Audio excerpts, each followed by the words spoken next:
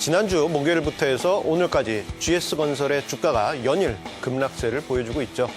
지난주 목요일과 금요일은 이틀 연속 하한가를 보였고 오늘도 장중에 큰 폭의 하락세를 보였습니다. 가장 큰 이유가 어닝 쇼크 때문일 텐데요. 이러한 그 어닝 쇼크, 사실 이제 증권사의 애널리스트 분들이 대략적으로 예상을 해왔을 텐데 그 예상치보다도 훨씬 실적이 악화되었기 때문입니다. 그런데 이러한 그 증권사 애널리스트들의 분석에 대해서 이건 뭐 너무 엉터리로 분석한 게 아니냐 그렇게 생각하실 수 있겠지만 이 증권사 애널리스트들의 리포트를 면밀히 보다 보면은 애널리스트가 다빈치 코드를 리포트에 숨겨놓고 있습니다. 이 부분에 대해서 하나하나 이야기 드리겠습니다. 일단 GS건설의 주가 어느 정도로 크게 하락했는지 한번 보고 넘어가도록 하겠는데요.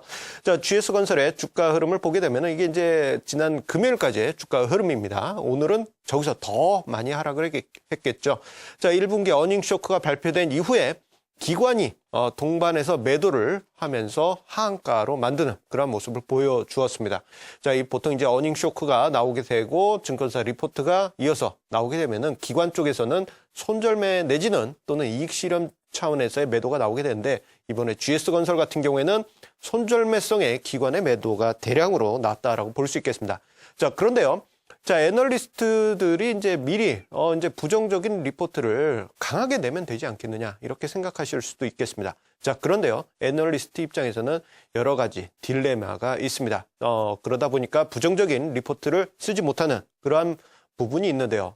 세 가지로 이유를 들 수 있겠습니다. 첫 번째로는 이 부정적인 리포트를 하게 되면은 사람들, 일반인들의 항의가 정말 좀 심각하게 들어오는 경우가 많이 있습니다.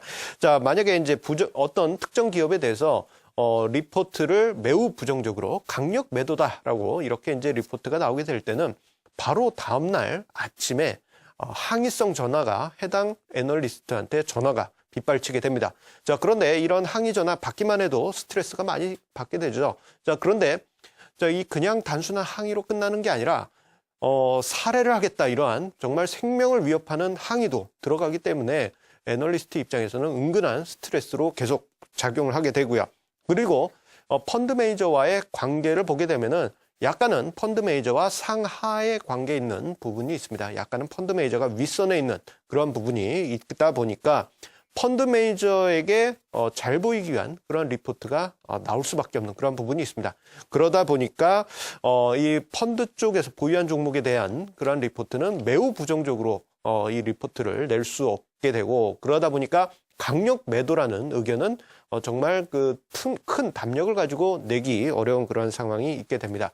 만약에 많은 펀드에서 보유한 그러한 종목에 대해서 부정적으로 리포트를 내고 그 리포트를 인해서 그 종목의 주가가 빠질 때는 펀드 전체적으로 주가에 악영향을 미치게 되겠죠. 그럴 경우에는 약간은 애널리스트에게는 평판이 안 좋아지는 그러한 부분이 발생할 수 있게 됩니다. 그리고요, 그 애널리스트가 이제 기업 탐방을 가게 될 때는 이 분석 자료를 기업에서 이 근본적인 자료를 통해서 많은 분석을 하게 되기 때문에 기업에서 협조적으로 나와야지만 좋은 분석을 하게 됩니다. 그런데 문제는 이제 주식 담당자라고 하죠. 기업의 이제 애널리스트를 만나거나 주주를 만나는 그 주식 담당자 입장에서는 주가가 떨어지는 것을 원치 않습니다. 되도록이면 상승하는 것을 원하겠죠. 그렇기 때문에 자료를 제공할 때도 이전에 내 회사에 대해서 매우 부정적으로 쓴 그런 리포트를 쓴 어떤 애널리스트가 왔다 그러면은 자료 제공에 대해서 비협조적으로 하거나 아예 기업 탐방도 막을 수가 있게 됩니다. 그렇기 때문에 기업 분석 차원에서도 매우 강한 부정적인 리포트를 내는 것은 좀 한계가 있다라고 볼 수 있겠죠. 그런데 애널리스트가 이렇게 무조건 강한 부정을 내지 못하느냐. 그런데 증권사 리포트를 보다 보면요. 다빈치 코드가 이 리포트 제목에 숨겨져 있는 경우가 많이 있습니다. 한번 여러 가지 경우를 보도록 하겠는데요.